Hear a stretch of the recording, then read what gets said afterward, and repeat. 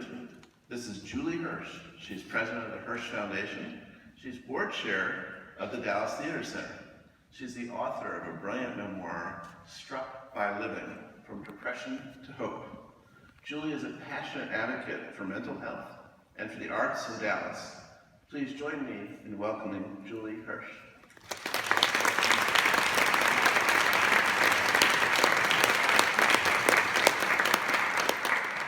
Thank you so much, Mark. Okay, it looks like my speech is not here. Okay, well, I will wing it. Hi, I'm Julie Hersh, and I am chair of the board of the Tony Award-winning Dallas Theater Center. Thank you so much. That's always a moment of panic, right? When you block up and you don't have your speech on stage. And I noticed that I said Tony Award winning. If I say that several times in the speech today, you'll know why. It's a really big honor for the Dallas Theater Center. For me, music heals my brain. Music acts as both therapist and human connector, soothing the universal issue that no person is an island. My mother connected me to Broadway by playing her show tunes loudly. You can kind of get a feel for how she is by this photo. Usually lubricated with a few martinis, she'd lead us in marches around the house with songs from Music Man and Camelot and Sound of Music. Perhaps like you, I can hear a couple of bars from these songs and all the lyrics come back, even if I haven't sung them in decades.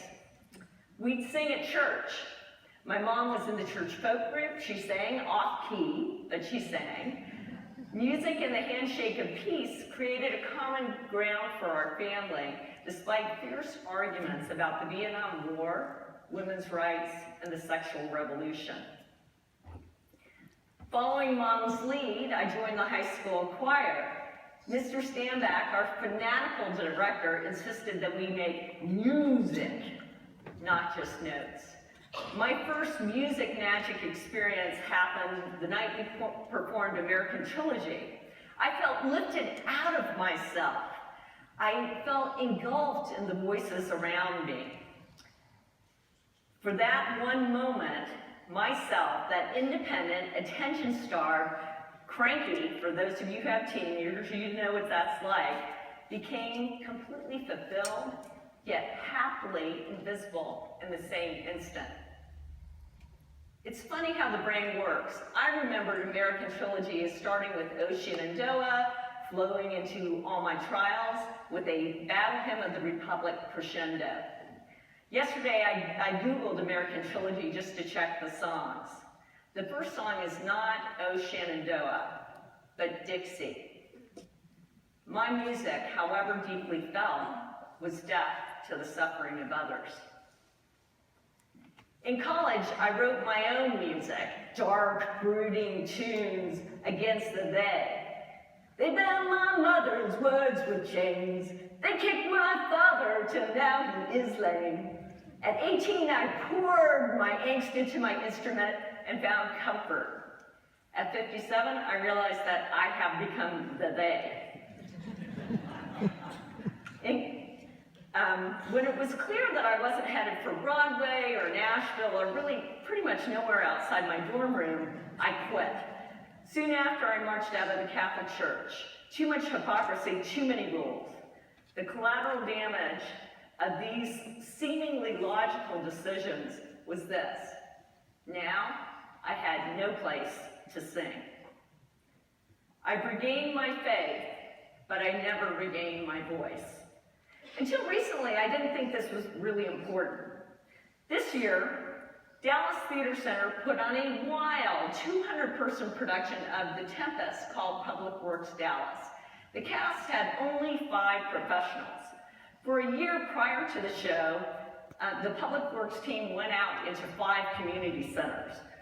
One of those emissaries, Leah Harris, is here today, and she'd be happy to answer your questions at the intermission.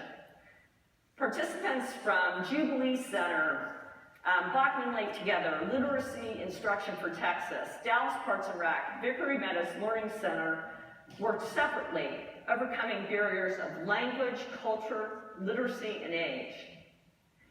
Initially, Public Works Dallas seemed a tall order. Some, like the senior citizens at Beckley Sanger, had no interest in giving up their game of dominoes. English was not the native language for approximately half of the ensemble. Once they warmed up to the task, however, speaking Shakespearean on stage didn't seem that crazy.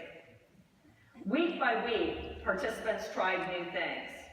When rehearsal started at the Wiley Theater, right next door, the reality of transportation set in. Most had never ventured outside the comfort of their neighborhoods, much less to the Dallas Arts District. Many carpooled. When given dark passes, some participants admitted that they never navigated our public transportation system, but they had the courage to try.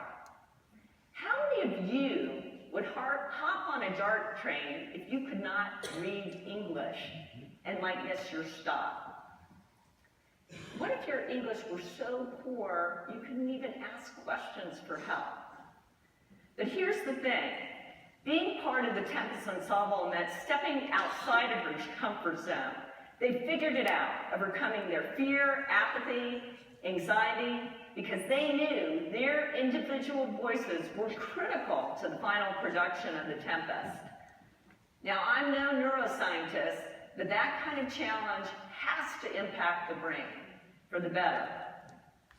The opening night performance of Public Works featured a drum team, Aztec dancers, the bright colors of Mexican folk dances, and more. Individual parts excelled. A 7-year-old boy sang in a crystalline clear voice, his father accompanying him on the guitar. A 91-year-old woman danced and twirled on stage. For weeks after the show, I could not get the song of the finale out of my head. Shake hands with a human. At a time when I often have to turn off Facebook, the TV, or the radio because of the steady stream of negativity, Public Works gave me hope. It showed me that people of all economic groups, black, white, brown, Hindu, Muslims, Christians, Jews, can find harmony. We just need the right song. The arts heal. Music heals when our words fall short. All of us know this, but most forget an important fact. The artist lives in each one of us. If we silence her with the expectation of perfection or pay, we are depriving our brains. As many of you know, I manage my own depression bipolar disease. If you don't know my story, we're giving away books for free in the lobby. Pick one up. I attempted suicide in 2001, but thanks to the brilliant team at UT Southwestern, I am thriving today. When I spoke at Grand Rounds at the University of Miami recently, I got a tough question. You are a creative person, a psychologist asked. What are you doing to feed your own creativity? I do much to foster the creativity of others, often hiding from the risk of risking myself. As Ben Platt sings so beautifully in Dear Evan Hansen, I'm tapping on the glass. But this is going to change now. Inspired by Public Works, I've scheduled my first voice lesson with Damon Clark, a local opera talent and instructor. I gotta tell you, after a 30-year layoff, it's gonna be ugly. But who knows, with a lot of work and a little luck, maybe I can sing again. If I'm really lucky, maybe I'll land a part in The Winter's Tale, the Public Works Dallas production slated for September of 2018. Thank you.